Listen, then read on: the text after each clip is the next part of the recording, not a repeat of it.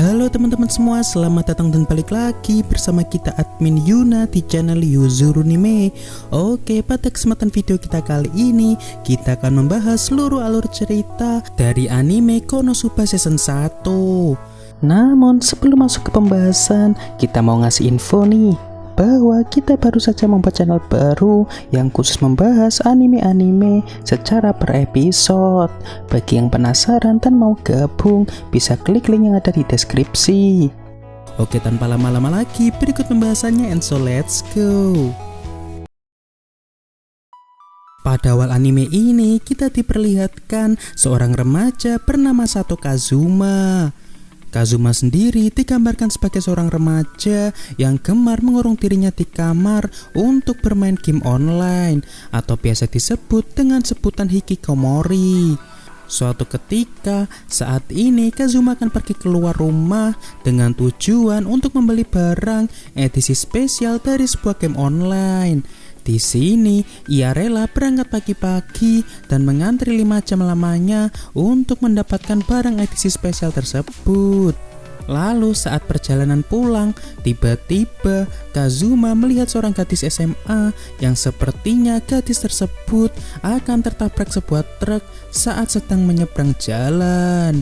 Dan secara refleks, tiba-tiba tubuh Kazuma pun bergerak ingin menyelamatkan gadis tersebut.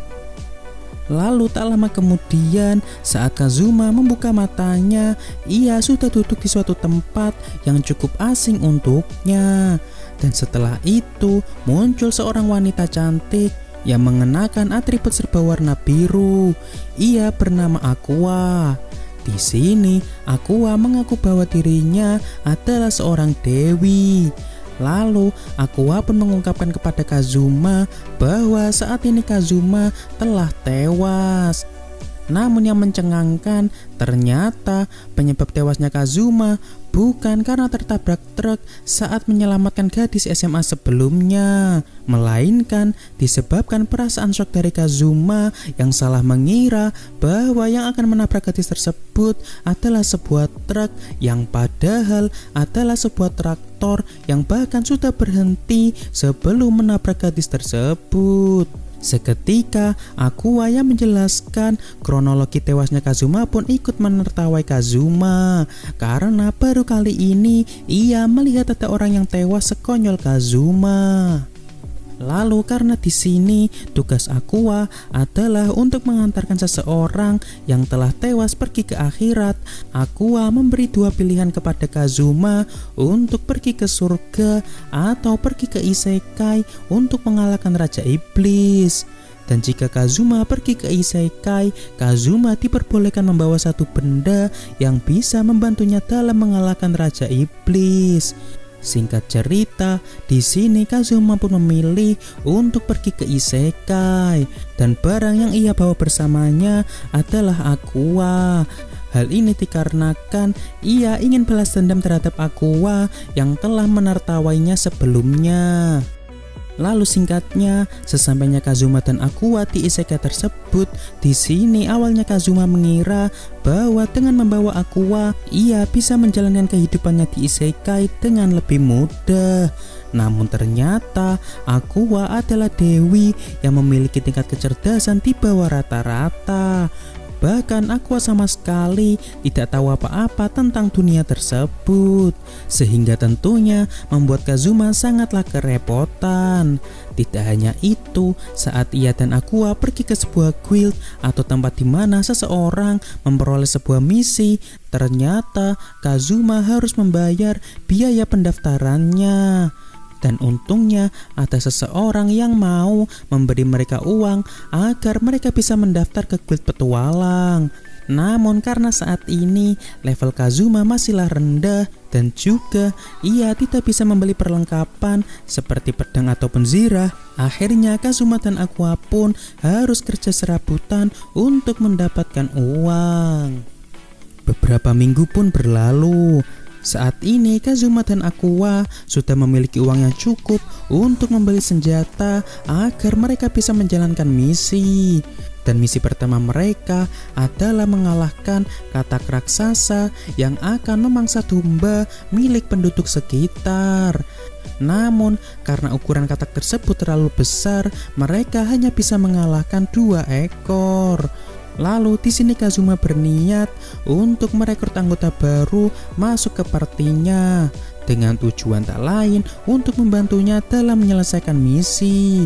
Dan di sini orang pertama yang mau bergabung dengan party Kazuma adalah seorang gadis berperawakan kecil bernama Megumin.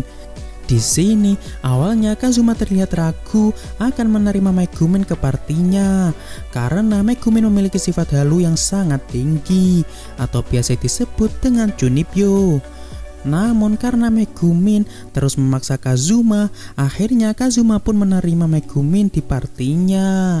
Lalu setelah itu mereka pun pergi meneruskan misi sebelumnya, yakni mengalahkan katak raksasa. Di sini awalnya Kazuma sangat takjub dengan Megumin yang ternyata Megumin bisa menggunakan sihir ledakan dengan kekuatan yang sangat besar. Namun yang membagongkan karena sihir tersebut sangatlah besar membuat Megumin hanya bisa menggunakan sihir tersebut 1 kali sehari dan tubuh Megumin seketika akan ambruk dan tidak bisa digerakkan lagi. Lalu karena saat ini Aqua dan Megumin akan ditelan katak tersebut, pada akhirnya Kazuma lah yang menghabisi sisa katak raksasa tersebut. Malam pun tiba. Saat Kazuma sedang duduk di tempat guild, terdapat seorang gadis yang mengenakan zirah menemui Kazuma untuk bergabung ke party Kazuma. Ia bernama Darkness. Awalnya Kazuma mengira ia akan mendapat anggota party yang normal. Namun ternyata Darkness memiliki keanehan, yakni ia yang merasa senang ketika mendapatkan sebuah siksaan dari seseorang atau biasa disebut dengan sebutan masokis. Singkatnya, karena Darkness memaksa Kazuma, akhirnya Kazuma menerima Darkness di partinya. Lalu keesokan harinya Kazuma kedatangan salah satu teman petualang dari Darkness bernama Chris. Di sini karena merasa Chris adalah petualang yang berpengalaman, Kazuma meminta diajari skill baru dari Chris. Dan singkatnya kini Kazuma memiliki sebuah skill baru dari Chris, yakni skill merampas. Lalu keesokan harinya para petualang di kota tersebut mendapatkan sebuah misi massal, yakni menangkap monster kubis yang datang secara massal di musim ini. Singkatnya, di sini Kazuma pun tak mau melewatkan kesempatan kali ini. Dan karena ia berhasil menangkap banyak monster kubis, Kazuma mendapatkan cukup banyak uang dari misi tersebut. Sehingga Kazuma bisa membeli beberapa peralatan baru untuk berpetualang. Lalu beberapa saat kemudian datang salah satu pemimpin pasukan Raja Iblis bernama Dullahan ke kota tersebut dengan tujuan mencari orang yang telah melancarkan serangan ledakan ke kastilnya setiap hari.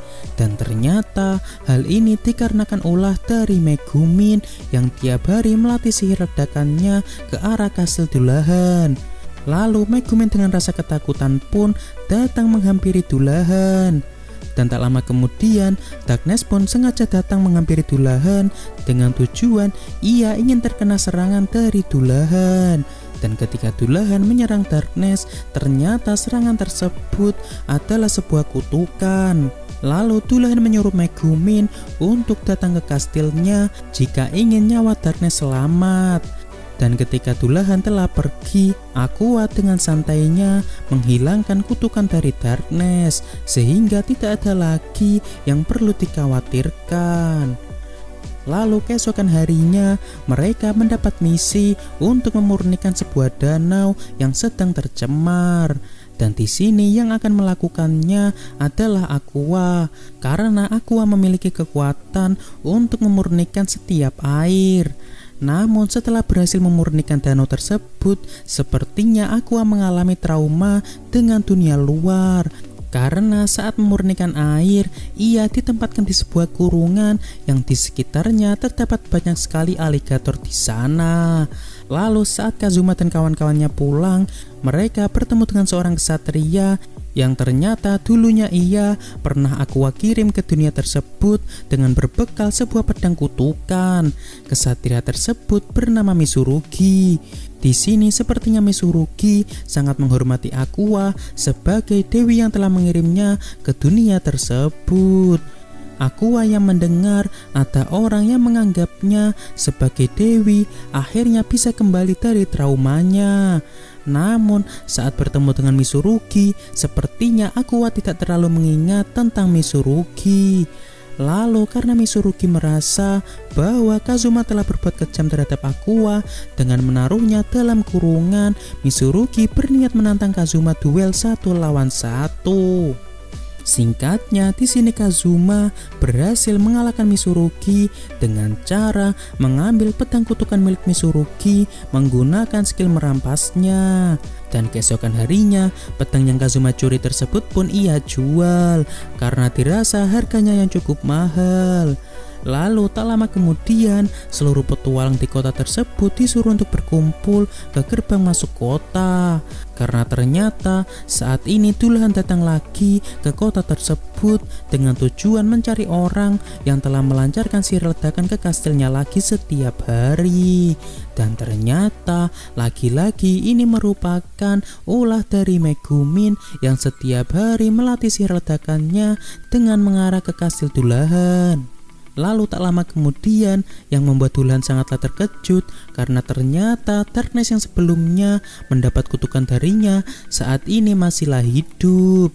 Lalu singkatnya, dengan kerjasama dari Kazuma dan yang lain, akhirnya Dullahan bisa berhasil dikalahkan dengan kekuatan Aqua yang bisa memurnikan roh jahat termasuk pasukan Raja Iblis. Dan karena dalam misi kali ini party Kazuma telah mengalahkan Dullahan, mereka berhak mendapatkan hadiah uang sebesar 300 juta eris.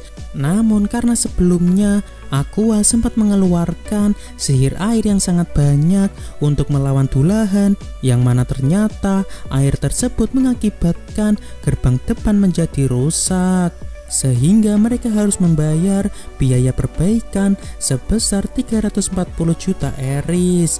Dan pada akhirnya party Kazuma memiliki hutang ke guild sebesar 40 juta eris. Beberapa hari pun berlalu. Saat ini party Kazuma akan menjalankan misi berburu peri salju yang tentunya di daerah bersalju. Awalnya mereka terlihat baik-baik saja saat berburu peri salju, hingga beberapa saat kemudian tiba-tiba muncul monster berwujud samurai bernama Fuyo Shogun. Dan ternyata alasan tidak ada petualang yang mengambil misi ini karena jika mereka mengganggu peri salju akan memunculkan Fuyo Shogun. Lalu di sini Aqua menyarankan Kazuma dan yang lain untuk menundukkan kepala dan meminta maaf kepada Fuyo Shogun agar mereka tidak dihajar oleh Fuyo Shogun. Namun karena saat itu Kazuma tak sengaja masih memegang pedangnya, tak lama kemudian saat Kazuma bangun, ia sudah berada di tempat ia pertama kali bertemu dengan Aqua. Dan ternyata saat ini Kazuma telah tewas karena dipenggal Fuyo Shogun. Di sini awalnya Kazuma akan direinkarnasi oleh dewi bernama Eris, yakni junior dari Aqua yang ditugaskan menggantikan posisi Aqua di sana. Namun tak lama kemudian tiba-tiba muncul suara Aqua yang ternyata saat ini tubuh Kazuma telah dipulihkan. Dan karena Eris tidak mau berurusan dengan Aqua, akhirnya Kazuma tidak jadi bereinkarnasi dan kembali hidup di dunia tersebut. Beberapa hari pun berlalu. Saat ini Kazuma dan Aqua berkunjung ke toko salah satu petualang di sana. Ia bernama Whis.